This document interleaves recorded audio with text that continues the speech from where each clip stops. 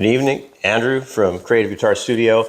So I'm filming this in between just finishing a YouTube lesson. It's the 12-bar blues. That's old school 12-bar blues in the key of E. It's a Friday Patreon Plus release that's going to be for the Friday, July 21st, 2023. So you can check that out when it comes out. I'm a day or two before that right now, so just finished filming that. I also have a motorcycle trip that I'm going on starting tomorrow, so I'm just out in the shop here getting ready for that. I thought I'd film a quick video for some of you guys and just let you know what's going on with a topic that I think is really important, and it has to do with basically what do you deal with, or how do you deal with messing up. And it's a big part of playing and being a musician, playing in a band. You mess up, so it's something that happens to all of us, and we all make mistakes. I want to talk about how to deal with that, how to go forward and make sense of it. And I would say making mistakes, whatever you're doing. I mean, my past life before being a musician and going off to music college in California at the Musicians Institute, I was a mechanic. I finished high school and I started working on cars. I went to the local community college. I got my journeyman's license as an auto mechanic. Before that, I was working with my uncle on his farm.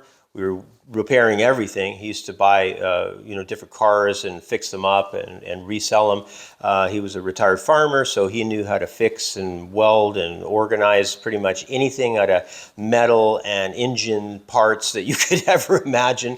So it was a lot of good learning experience. And, growing up like that, I learned a big part of fixing things, what you're doing when you're taking something apart and putting it back together, that you're going to make mistakes. And unfortunately, it's just part of the whole equation.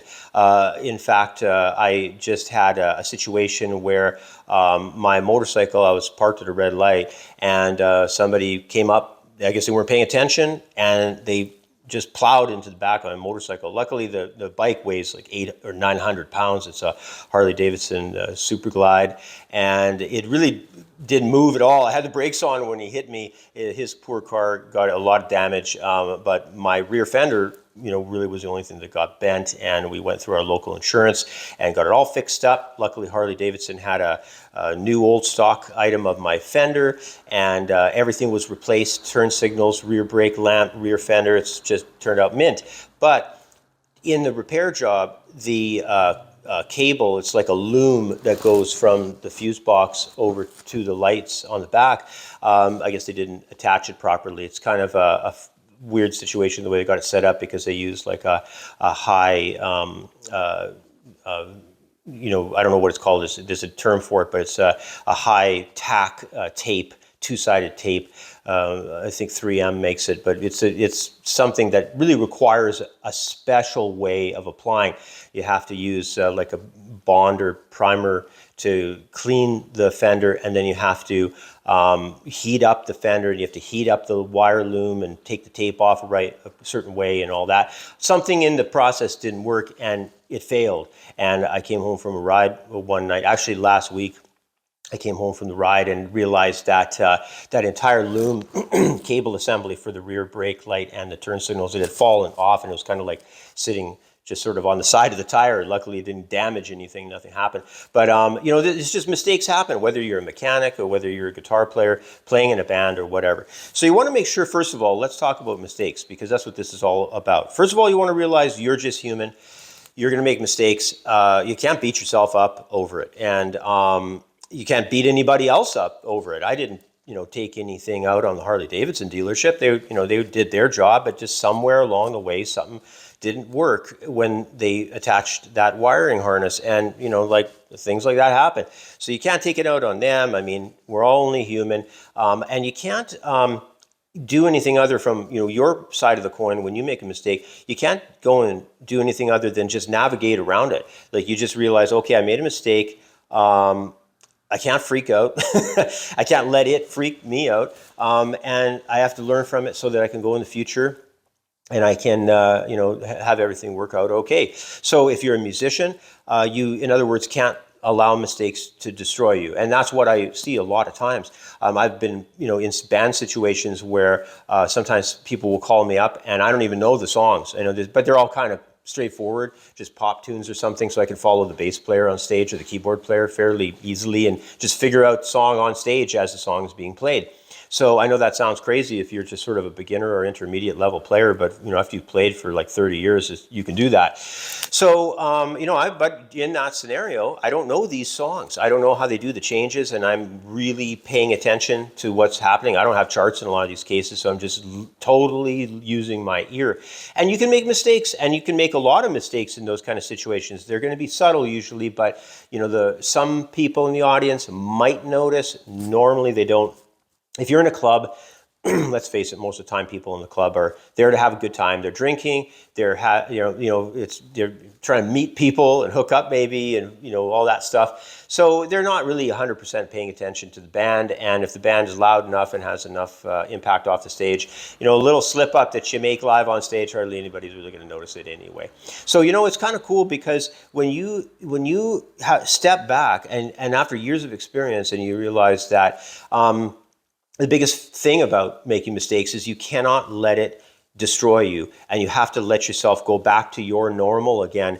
And to do that as well, you have to stop to consider the mistake and own it. You did it. You can't. I really avoid dealing in musical situations with people where they make a mistake. Everybody knows it was their mistake, but they don't own it. They blame the drummer. They blame the bass player, or they'll blame the singer and say, well, you didn't cue me and it's your fault. And you got to own your mistakes. And let's go back to the situation of the motorcycle repair.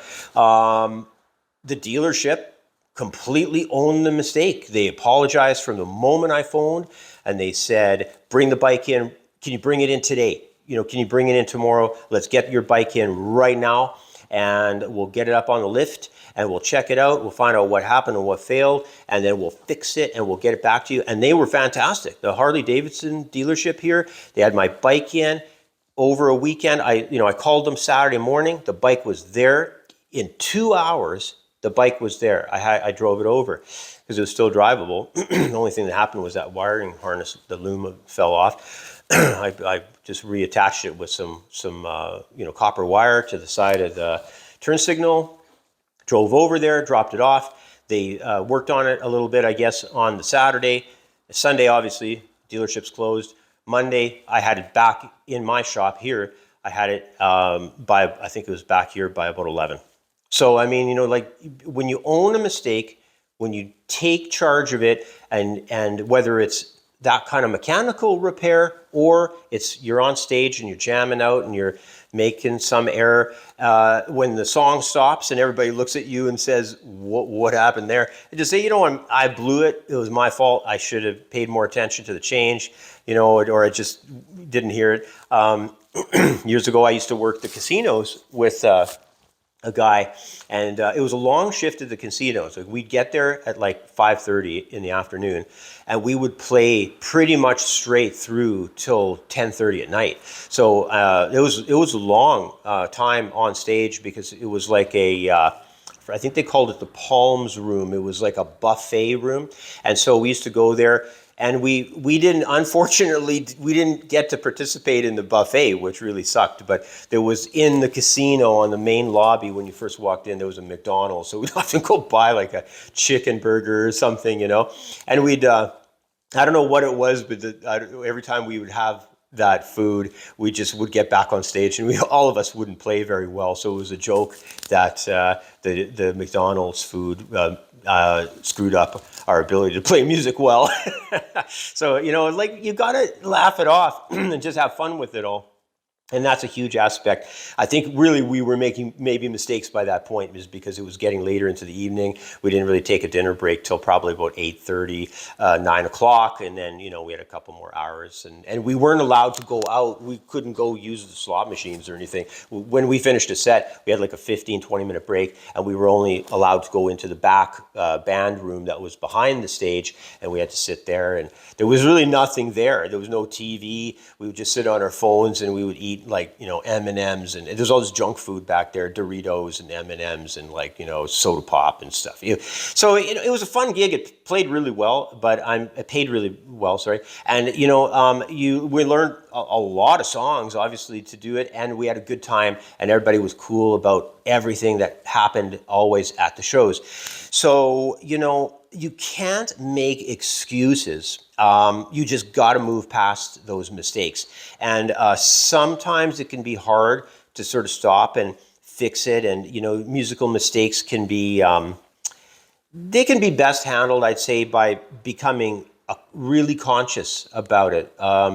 There used to be a hypnotist guy, and I can't remember his name, Ravine maybe or something like that, and he used to tour North America, and he used to say that he didn't, something in some cities like hypnosis was illegal or something like that. I don't know which cities it was, but so he wouldn't say, he couldn't say that he was a hypnotist, you know, at those cities. So he would say that he did an act that involved the super conscious.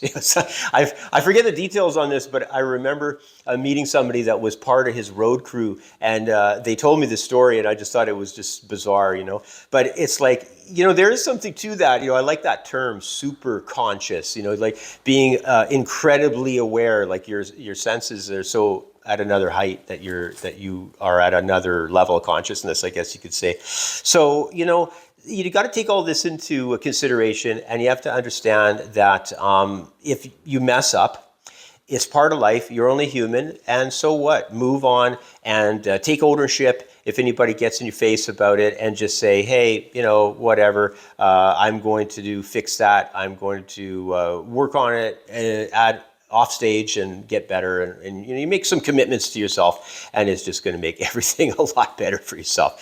So anyway, guys, I'm going to wrap this thing up. I hope this was kind of an interesting and fun video to watch. I know that a lot of people have been leaving some nice comments on these sort of philosophical videos that I've been putting up here on my main channel, but or I should really say this is the secondary channel on YouTube, because the Creative Guitar Studio channel is the main one. But yeah, so I guess some people had some questions last time about the bike. I told, because you could see it in the last shot. Now I'm sitting in front of my Challenger. I have a 1970 Challenger, 340 Challenger. But the bike that I was sitting in front of on the last video, that's a 2011 Harley Davidson Super Glide Custom. So if anybody was interested, that's a bike. And it's got the Root Beer, I think was the name of the color, paint job. So you can look it up online. Anyway, guys, thanks a lot for joining me for this thing. I look forward to catching up with you on the next one. Be sure to leave some comments and let me know your thoughts. Also, be sure to check out the website if you've never been there at creativeguitarstudio.com. And of course, the main YouTube channel, which is the YouTube channel here of Creative Guitar Studio. And also, if you want to check out some of the weekly lessons and all that stuff, they're over on my Patreon, which can be found at patreon.com/Creative Guitar Studio. Thanks a lot for joining me, and I'll catch up with you next time. Bye for now.